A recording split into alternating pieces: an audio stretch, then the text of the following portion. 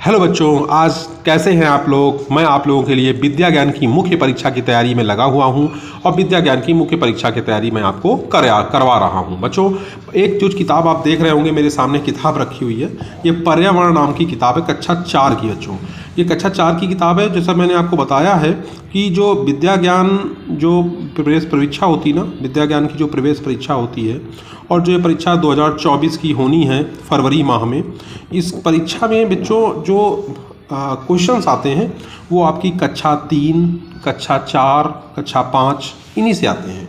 यानी जो आपकी किताब है, यानी आपकी जो बुक्स है ना, स्कूल बुक्स हैं, उनसे ही क्वेश्चन बनाए जाते हैं और उनसे ही क्वेश्चन बना के आपको बच्चों ये जो है एग्ज़ाम में पूछा जाता है। तो मैं आपकी तैयारी करवा रहा हूँ विधिवत, और वीडियो जो मैं डाल रहा हूँ इस पर आप ज़रूर देखिएगा, इस पर आप कमेंट भी करिएगा, आपको अच्छा लगेगा। जो आज मैं टॉपिक लेकर आया हूँ, ये जो चैप्टर है बहुत इंपॉर्टेंट है, इससे 1 या 2 क्वेश्चन आपको मिलेंगे। ऐसे ही हर एक चैप्टर से 1-2 क्वेश्चन क्लास 4 में, क्लास 5 में, ऐसे ही आपको क्वेश्चन पेपर बच्चों तैयार होगा। बच्चों, एक बात और है कि जो विद्या ज्ञान की मुख्य परीक्षा है ये फरवरी माह में प्रस्तावित है, और इसकी परीक्षा की जो तैयारी है आप करते रहिए, उसमें लापरवाही न बरतिए, क्योंकि प्रारंभिक परीक्षा आपने पास कर ली है।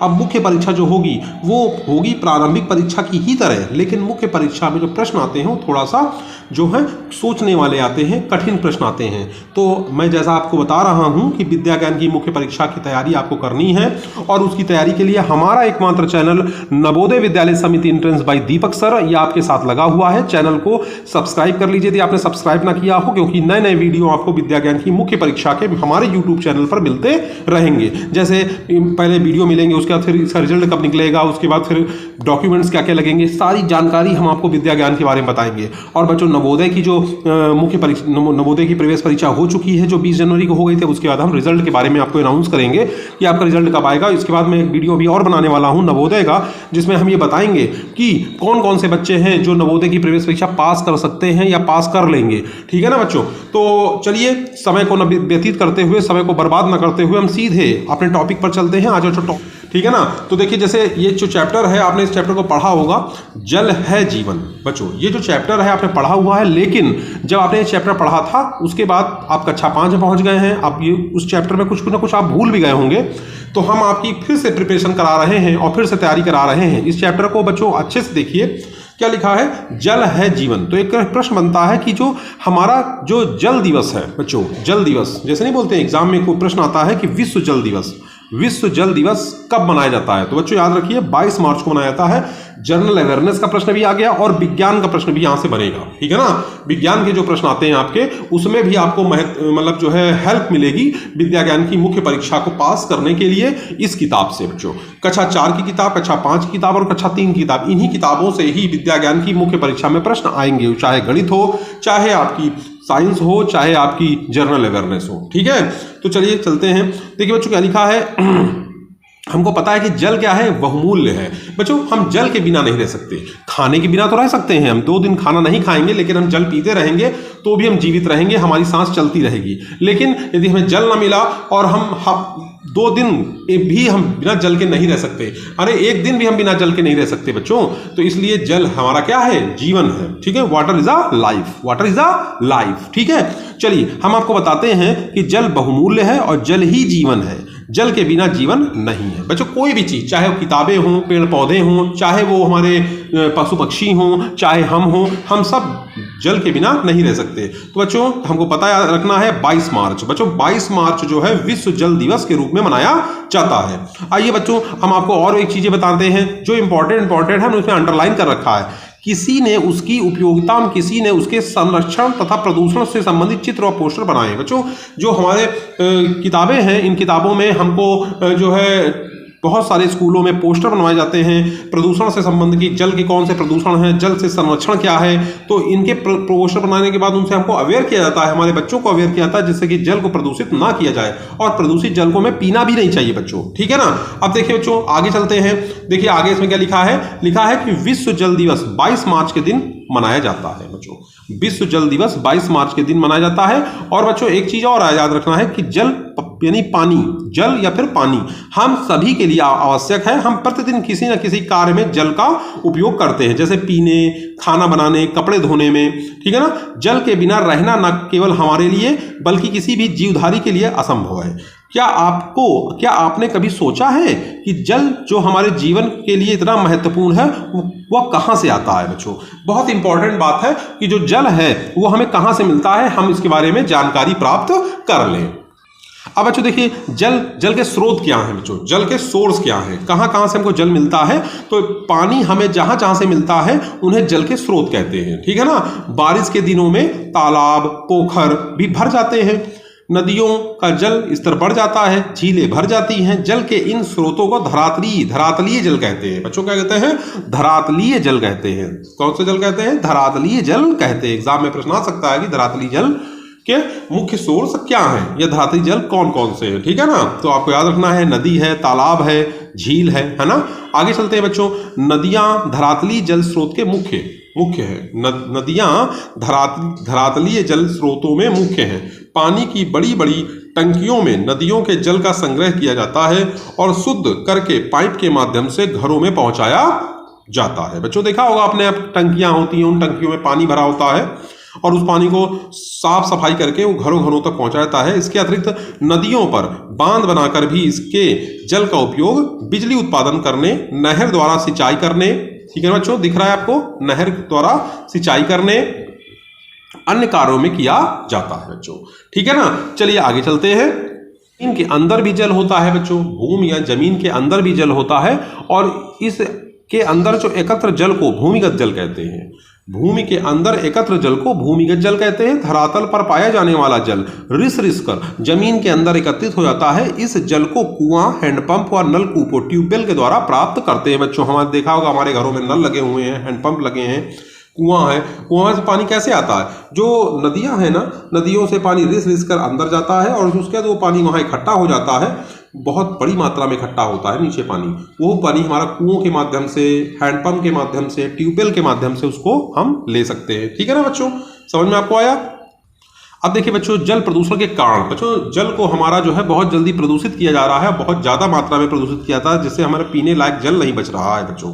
देखिए एक नदी है, इसी नदी में देखिए पाइप पड़े हुए हैं। ये पाइप जो है हमारे, उनका पानी, शहरों का, फैक्ट्रियों का पानी इसी नदी में मिलाया जा रहा है, ठीक है ना। यानी गंदा पानी, मैन होल का पानी गंदा है ना, जो पानी हम नहाते हैं, है ना, और उसका जो है टॉयलेट, बाथरूम का पानी, वो सब इसी द्वारा मिक्स होकर इसी नदी में मिल जाता है।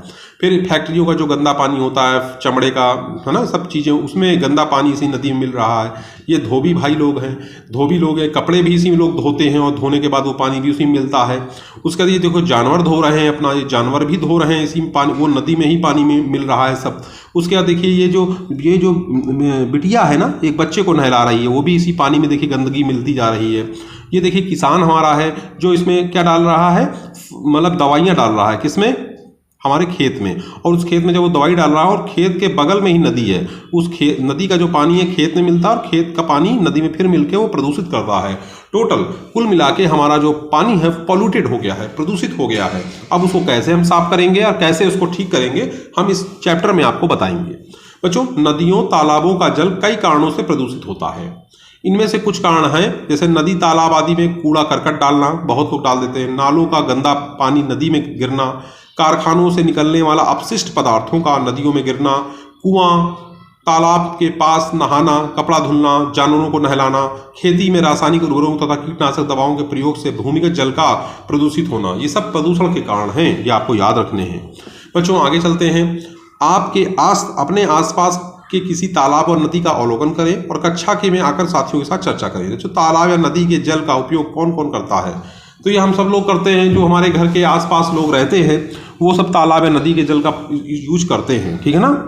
और इनका यूज करते हैं, यदि पानी प्रदूषित है वो पानी हमारे मुंह के द्वारा पेट में चला जाएगा और उसमें गंदगियाँ इकट्ठा होंगी, गंदगियों से बीमारी होंगी और बीमारियों से हमारा धन का जो है क्या होगा, धनोपार्जन होगा, यानी धन हमारा खर्च हो जाएगा इन्हीं चीज़ों में, ठीक है।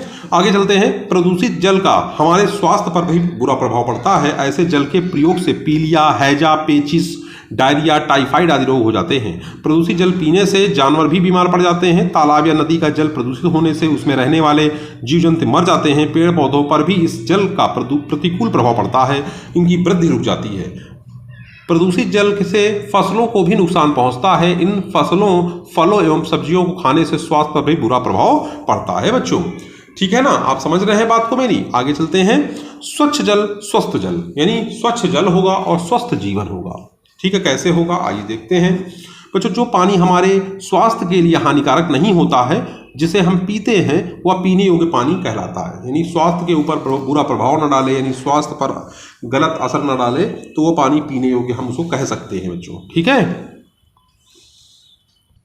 अब बच्चों देखिए, जो जल को पीने योग्य बनाते कैसे हैं। यानी यदि मान लेते कोई प्रदूषित जल है और उसको हमें सही करना है या साफ होकर पीना है, तो कैसे पी सकते हैं? पहले उबाल कर पी सकते हैं बच्चों।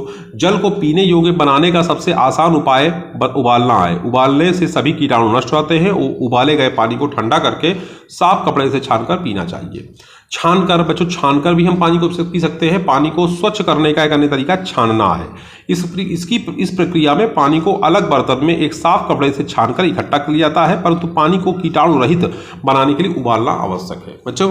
यानी छानने का मतलब है कि आपने पानी में, जैसे कि आपने देखा कि आपके घर में जो ट्यूबवेल लगा हुआ है, उसमें जो पानी आ रहा है उसमें मिट्टी भी आ रही साथ में, तो आप क्या करोगे? उस पानी को छान कर पियोगे, या फिर उस पानी को बाल्टी को रख दोगे। धीरे धीरे जो डस्ट है, धूल है, वो नीचे जाके बैठ जाएगी और फिर ऊपर पानी साफ सुथरा आपको मिल जाएगा। ये भी तरीका है। और तीसरा तरीका है क्लोरीन द्वारा। बच्चों, क्लोरीन का उपयोग पानी को शुद्ध करने के लिए किया जाता है। इस प्रकार कुओं के पानी में लाल दवा यानी पोटेशियम परमैंगनेट, बच्चों याद रखना है आपको, एग्जाम में आ सकता है कि पोटेशियम परमैंगनेट का इस्तेमाल क्यों करते हैं, कहाँ करते हैं? तो पानी को साफ करने के लिए किया जाता है, डालने पीने योग्य पानी बनाया जाता है। तो ये सारी जानकारी हमने जो आपको दी है, ये आपके जो चैप्टर में जल ही जीवन है, इस चैप्टर से बच्चों है। और ये जो चैप्टर मैंने आपको रीडिंग कराया है, इसलिए कराया कि इसको आपको एक बार रीड कर लेना है, यानी सुन लेना है। आप इस चैप्टर को अपने दिमाग में सुन लीजिए, जिससे कि इससे जो है 2-3 क्या कुल 4 या 5 प्रश्न लगभग बन रहे हैं। जैसे कि पहला प्रश्न बन रहा है कि विश्व जल दिवस कब होता है, तो 22 मार्च को होता है। पीने के जो पानी को प्रदूषित करने वाले कारक कौन कौन से हैं, वो आपको याद रखने हैं। पानी को जो है साफ करने के तरीके कौन कौन से हैं, वो आपको याद रखने हैं। पोटेशियम परमैंगनेट क्या होता है, क्लोरीन क्या होता है, आपको ये याद रखना है, जिससे आपको एग्जाम में इससे प्रश्न बनेंगे और आप इनको करके सफलता अर्जित कर सकते हो विद्या ज्ञान की मुख्य परीक्षा के समय। बच्चों, एक बात और हम आपको बता दें, चैनल में कुछ भी आपको अच्छा लगे तो चैनल को लाइक करिएगा और सब्सक्राइब कर लीजिए, जिससे आपको नई इन्फॉर्मेशन अब मिलती जाए। ठीक है, आज इतना ही रखते हैं। जय हिंद, जय भारत।